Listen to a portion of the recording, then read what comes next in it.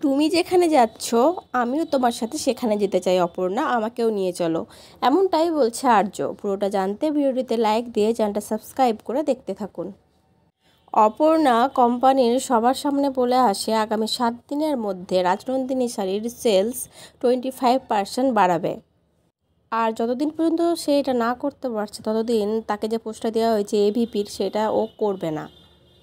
এই বলে অপর্ণা সেখান থেকে বেরিয়ে আসে এবং অপর্ণা বেরোনোর সাথে সাথে পিছনে পিছনে আর্যও বেরিয়ে আসে। আর্য অপর্ণাকে অপর্ণা দাঁড়াও এই বলে বলে বেরিয়ে আসে। অপর্ণা প্রথমে না দাঁড়ালেও পরে দাঁড়িয়ে পড়ে। আর্য তখন তাকে বলে, তুমি যেখানে যেতে চাইছো আমি তোমাকে আটকাবো না, কিন্তু তুমি যেখানে যাচ্ছ আমাকেও তোমার সাথে নিয়ে যেতে হবে, আমিও তোমার সাথে যাব, চলো। অপর্ণা তখন বলে, আপনার এভাবে আমার সাথে বেরিয়ে আসাটা ঠিক হয়নি। আর্য তখন বলে, আমার কি ঠিক হয়েছে, আমার কি উচিত কি অনুচিত সেটা আমি তোমার থেকে ভালো জানি অপর্ণা। তখন অপর্ণা বলে, কিন্তু আমি যেখানে যেতে চাইছি সেখানে আমি একাই যেতে চাইছি, প্লিজ এইটুকু ফেভার করুন আমাকে। এই বলে অপর্ণা সেখান থেকে বেরিয়ে যেতে চায়। আর্য তখন বলে, অপর্ণা দাঁড়াও, এই বলে অপর্ণার হাত ধরে নেয়। অপর্ণা তখন আর্যর হাতের দিকে অনেকক্ষণ তাকিয়ে থাকে, তারপরে আস্তে আস্তে হাতটা ছাড়িয়ে নেয়। আর্য তখন বলে, অপর্ণা আমি তোমাকে এই অবস্থাতে কখনোই একা ছাড়বো না। তখন অপর্ণা বলে, স্যার আমি সবার মুখেই শুনছি আপনি নাকি আমাকে খুব ফেভার করেন, আপনার হাত নাকি আমার মাথার উপর আছে বলে আমি এত উন্নতি করছি, বিভিন্ন সুযোগ পাচ্ছি, প্রমোশন পাচ্ছি। এবার যদি আপনি আমার সাথে সবসময় থাকেন, বাইরে যাই, দেখা করি, তাহলে লোকে কিন্তু আরও এই বিষয়টা নিয়ে বেশি কথা বলবে।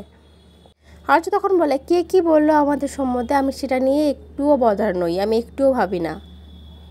অপর্ণা তখন বলে, হ্যাঁ আপনি যে পজিশনে আছেন স্যার সেটা নিয়ে আপনার না ভাবলেও চলবে, কিন্তু তাই বলে আমার পজিশনটা প্লিজ আপনি ছোট করে দেবেন না সবার সামনে। এই বলে হাত জোড় করে অপর্ণা আর্যর সামনে।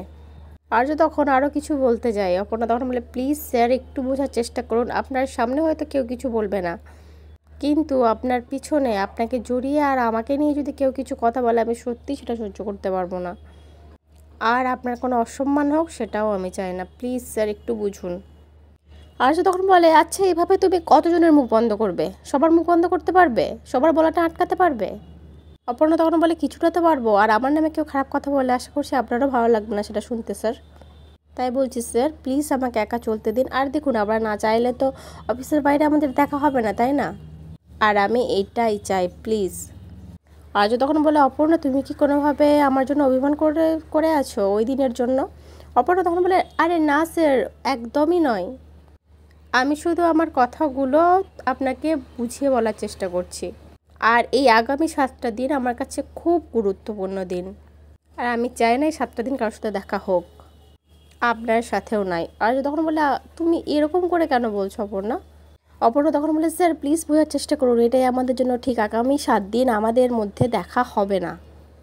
আর্য অপর্ণার এরকম কথা শুনে প্রচণ্ড কষ্ট পায়, মনে মনে ভাবে আগামী 7 দিন দেখা হবে না তোমার সাথে। তাকিয়ে থাকে অপর্ণার দিকে করুণ দৃষ্টি নিয়ে, আর অপর্ণা আস্তে আস্তে সেখান থেকে বেরিয়ে যায়। পরবর্তী আপডেট নিয়ে তাড়াতাড়ি আসি, সঙ্গে থেকো, সাথে থেকো, চ্যানেলটা সাবস্ক্রাইব করে দিও। ধন্যবাদ।